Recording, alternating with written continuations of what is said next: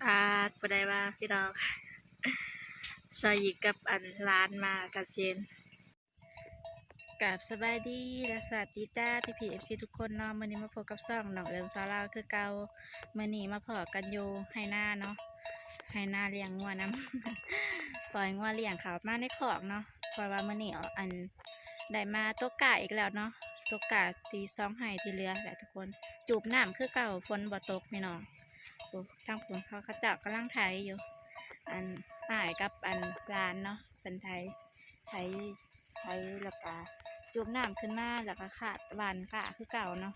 ฝนบ่ตกแต่ว่าตกกะดุ ตกหลายก่อนนะบางทีฝนตกมากเถื่อบ่มีกาดำได้เนาะเพราะว่าฝนนี่บ่ได้ตกมากแต่เป็นทิศแล้วแหละทิศปลายเลยบ่เห็นตกตอนนี้ก็มาเลี้ยงงัวก่อนเนาะเสริญก็ได้ ลามัวซ่อมเบิงงัวนั่นมาหยาดเพิ่นลงไปตะกะว่าตะกะเขาอยู่ทางพุ่นงัวเขาอยู่ทางพี่ นี่บรรยากาศก็ครึ้มขันมือใดมาว่านก้าแล้วบรรยากาศน่ะครึ้มโลดถ้ามือใดบ่ได้ว่านก้าแล้วก็แดดแจ้งนี่งัวทางเบิดเนาะเพราะว่านั่นเฮ็ดหัวอ้อมไว้อันนี้พี่น้องก็เลยอัดไว้แล้วหญ้ามันป่งแบบนี้หญ้ามันป่งแล้วก็งัวมันลามหญ้าเงางัวก็ช้ำสิกินแล้วแบบนี้แบบว่าเฮาเฮ็ดหัวอ้อมไว้แล้วเฮาอัดไว้เนาะงัวผู้ใดเข้ามากินบ่ได้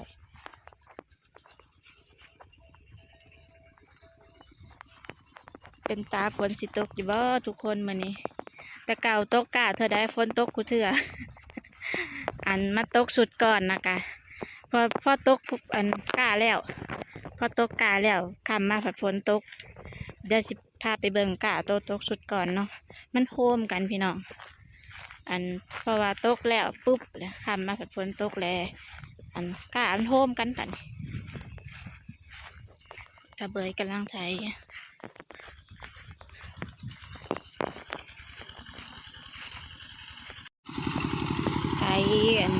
หุดไว้เนาะไถหุดไว้แล้วจังมาเป่งน้ำเขาเปิดน้ำเขาเปิดน้ำเสร็จแล้วจังขาดคือเก่าเหมือนพี่น้องคือเคยเห็น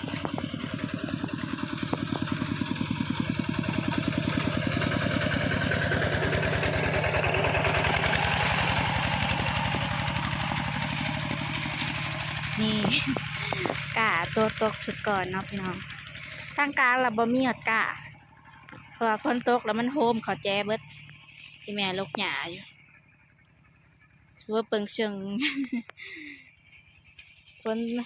บ้านเขาแล้วปุ๊บคำมาแบบว่าฝนตกก็เลยโฮมกันจังสี่พี่น้องกาก็เลยเป็นห่างให้นี่ก็คือกันตกอีกชุดนี้ก็ฝนสิบมาตกใส่ก็ตกกาอีกชุดนี้ก็สิบโฮมกันอีกบ่ขาวแคลนอยู่ที่ดินก็ได้ฝนบ่ตกมันมีหยดน้ำ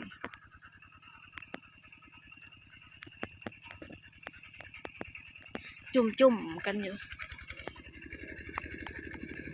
กำลังได้ทิศหนึ่งเนาะ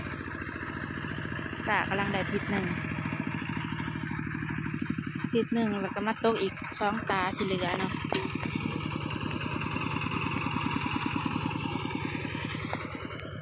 กะใหญ่ครับมันมีน้ำดำคือเก่าเลยนะทุกคน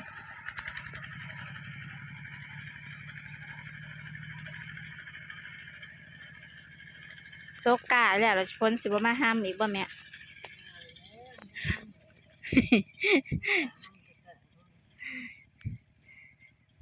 สุดก่อนกะตกกะแล้วค่ะมาพอฝนตกโฮมกันกะก็ได้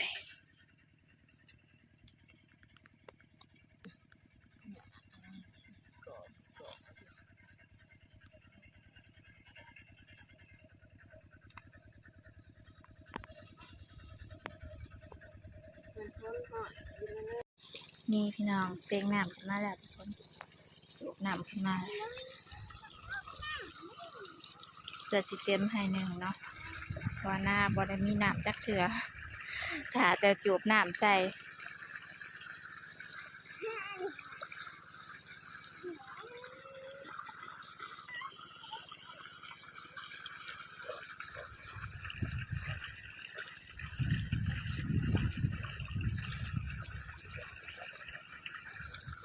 รรมชาติบ้านเฮาเมื่อปีนี้คือ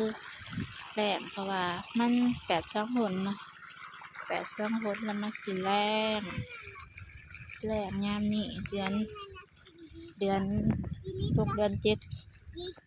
เดือนหน้าฮู้จักฝนจังสิตก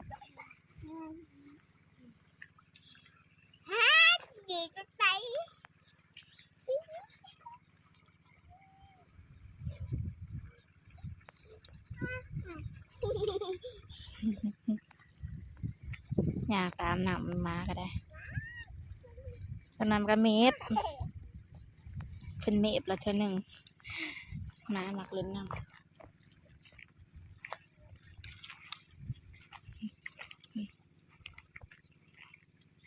ให้มันไหลไปตามคลองไทยก่อนเนาะพี่น้อง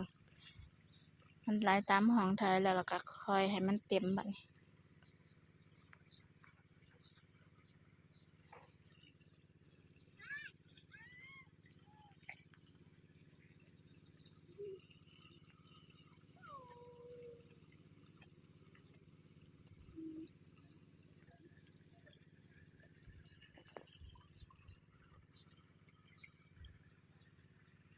บ้านพี่น้องก็แรงคือบ้านเสอิญอยู่บ่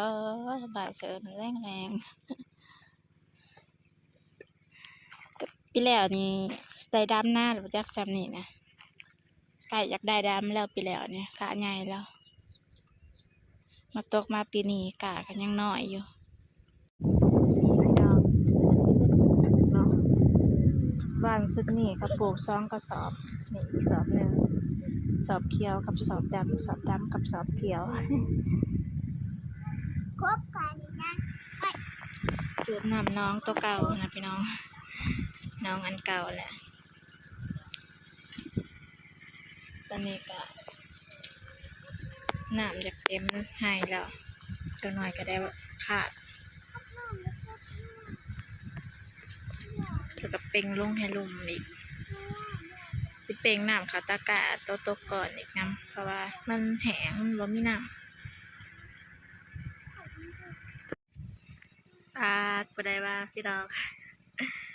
สายิงกับอันร้านมากับเชนสายิงกับไอเชนมาเป็นมาเบิ่งเสอิญอันโตกะเนาะนี่น้ำก็กำลังเต็มให้หนึ่งแล้วก็เป่งลงอีกให้หนึ่งแล้วเป็นกำลังย่างมาฮอดมากับร้านหน่อยเพิ่น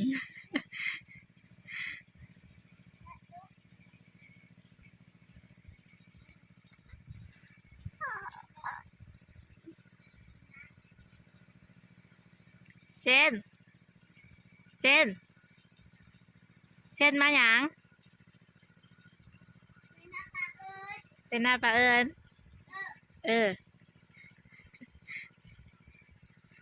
สบายดี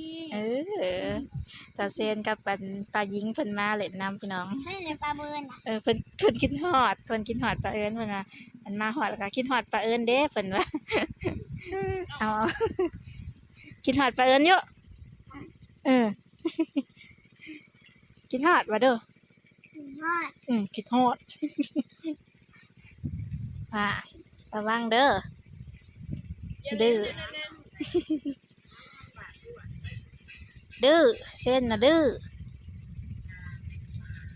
แม่เตี้ยหูอยู่บ่มานะฮะ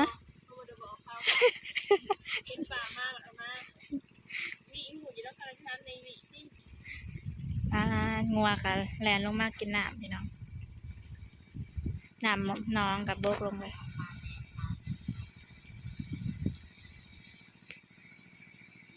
ยังบ่ทันเต็มเนาะ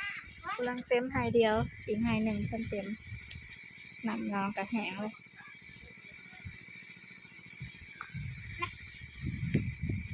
ยังหยัดน้ำ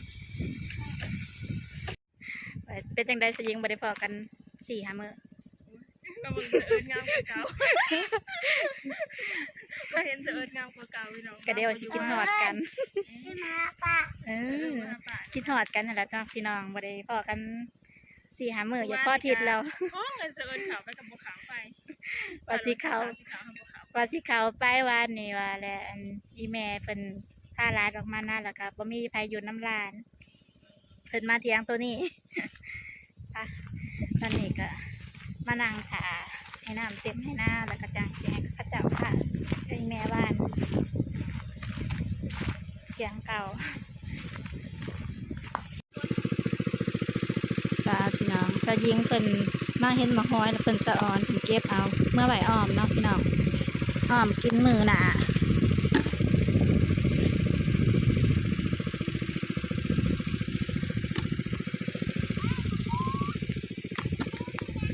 จะไปเฮ็ดมันกระปูนะ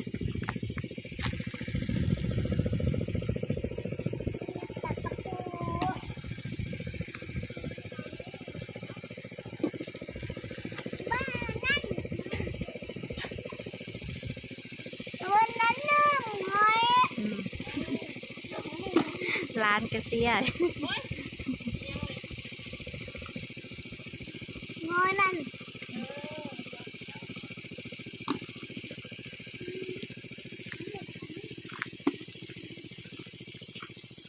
หมักหอยมันยำน้ำแห้งแล้วมันสิขึ้นไปอยู่ในโกนก็กกเปื่อยนี่แหละพี่น้องขึ้นไปอยู่ในเงากกเปื่อยเนี่ยพอน้ำมีมันก็ออกมาแต่เบา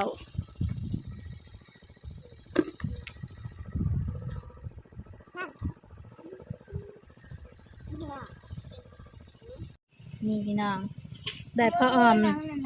พอออมหนึ่งของหอยงามนี่แซ่บอยู่บ่ ถามพี่ซี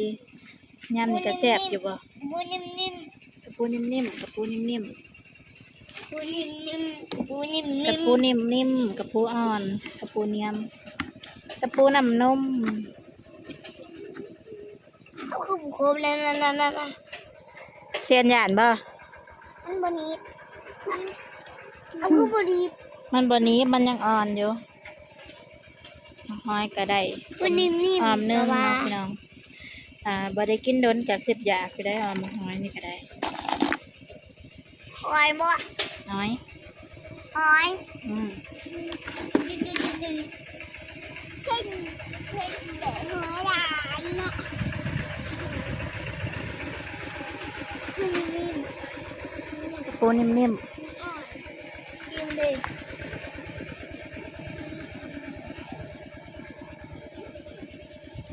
เดี๋ยวเบิ่งน้ำเบิ่งได้พี่น้อง มาอยู่ร่วมกันบ่ได้เห็นปลาเอิ้นโดนน่ะกินฮอดอยู่กินฮอด บ่ได้เห็นกัน4-5 มื้อพี่น้องงามพี่น้องเดี๋ยวอีแม่เพิ่นกำลังสิหว่านพี่น้องอันนี้แหละคือข้าวปลูกเนาะ เพิ่นเสิร์นเพิ่นเตะเขา อันสุดก่อนน่ะบ่ซ้ำนี่ซ้ำสุดก่อนน่ะเราแช่อัน แช่ขึ้นดี แช่คืนเดียว อันนี้น่ะ2คืน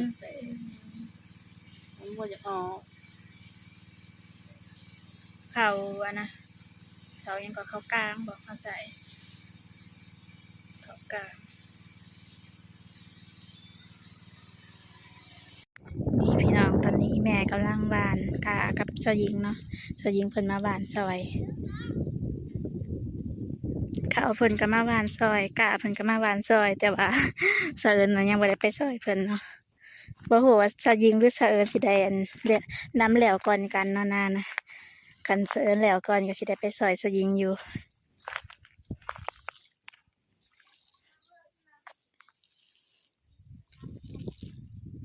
วิธีชีวิตของคนลาวเนาะหอดย้ำไห้ย้ำนาระดูทำไห้ทำนากะสิได้อยู่แต่ให้หน้านี่แหละพี่น้อง บ่ได้เห็นเขาเป็นในบ้านดอกมีแต่อยู่ทงไห้ทงนาอยู่ไห้อยู่นาเนาะเลี้ยงงัวบ้านก้าบ้านเขาดำไห้ดำนาเนาะคันหอดดำนากะใหญ่มีน้ำให้หน้าแล้วก็ได้ดำหน้าแล้วก็ถาเกี่ยวอีกเกี่ยวเขาเรียเบิดจังได้ฮบเขามานอนบ้าน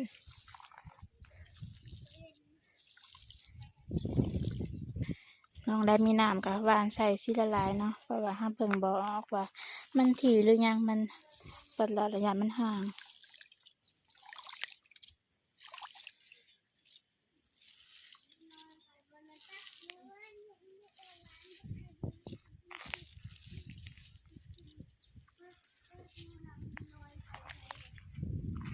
เขา2 ศอกกับนา2 ไหเนาะ วานสุดก่อนผัดเขาสอบเดียวเขาสอบเดียวได้2ไห้หมดนี่นะฮะวานไห้ละสอบอันนี้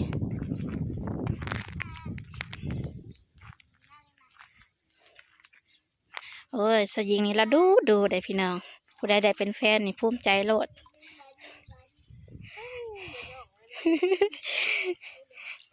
เอาเนาะมาวานเขากับมาวานซอยนะวานกะกับมาวานซอยบัดดำกะ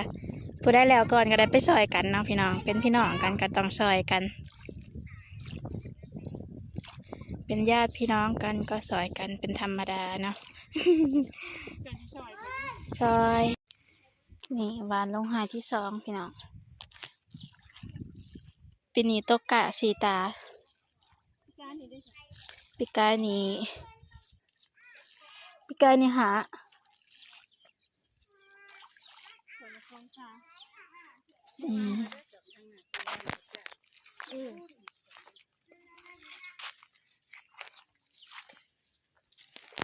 เขาเจ้าร้ายเติบบ่แม่เราสิหวานปนใส่กับข้าวเจ้าน้ำเนาะพี่น้องข้าวเจ้ากับข้าวเหนียวหวานใส่น้ำกันตาเดียวกัน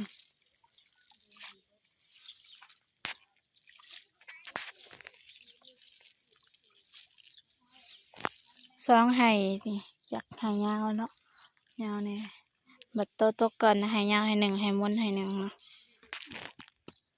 เมื่อปลาเชิญเลยทุกคนบอก ขอบใจหลาย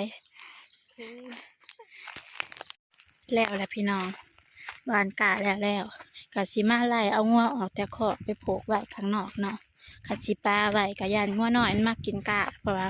งัวน้อยเอาเมื่อคอกเมื่อนั้นกะคอกบ่ได้ซ้ำงัวน้อย5-6 ตัวบ่มีเสือกยันเพิ่นลงมากินกะขัดสิผูกปลาไว้นี่กะก็เลยสิเอาออกแต่ขอกตอนกะขึ้นมาไล่เพิ่นขึ้นมาเทิงมาไล่ออกขอกไปผูกไว้ข้างนอกเพราะว่ายันมากินกะยันมาหน่อยชุมบ่มีเสือกมากินกะ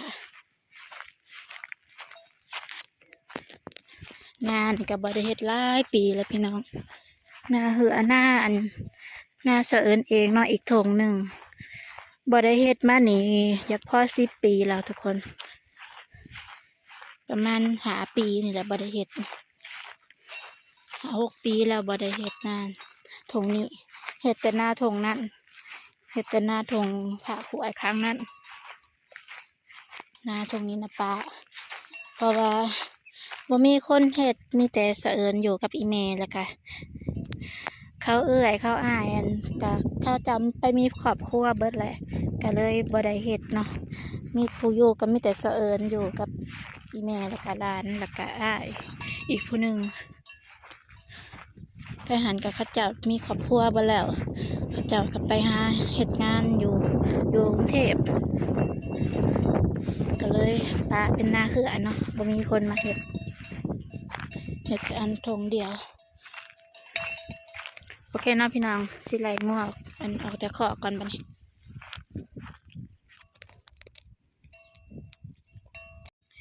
นานี่นะเป็นนามูลกับอีแม่เนาะ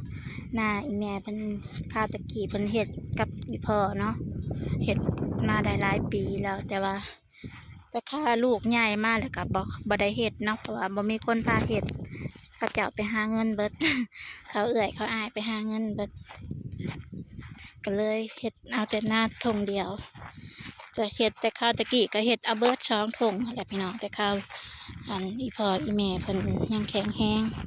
เขาเขาอายยังบ่ทันได้ไปหาเงินก็เฮ็ดเบิด2 ทงแต่ว่าเขาเจ้าไปมีครอบครัวแล้วก็ไปหาเงินหาค่ำแล้วก็บ่ได้เฮ็ดเลย5 ปี 6 ปีละตะกี้ก็เฮ็ดอยู่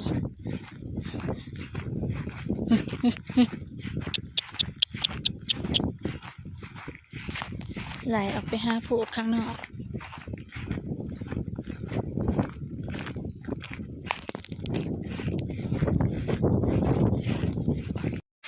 ฝนตกอลีพี่น้อง ฝนตกอลีใครอยากให้ฝนตกละตกกาเด้อถ้าตกกามือได้ละฝนตกทุกเพื่อมือสุดก่อนตกกากับฝนตกสุดนี่ตกกาฝนก็ตกอีก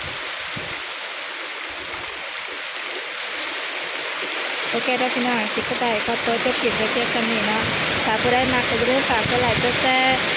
และกดกระดิ่งเพื่อแจ้งเตือนเนาะและคอมเมนต์เป็นกำลังใจให้น้องเอิญเด้อสำหรับมื้อนี้ก็ไปแล้วบ๊ายบาย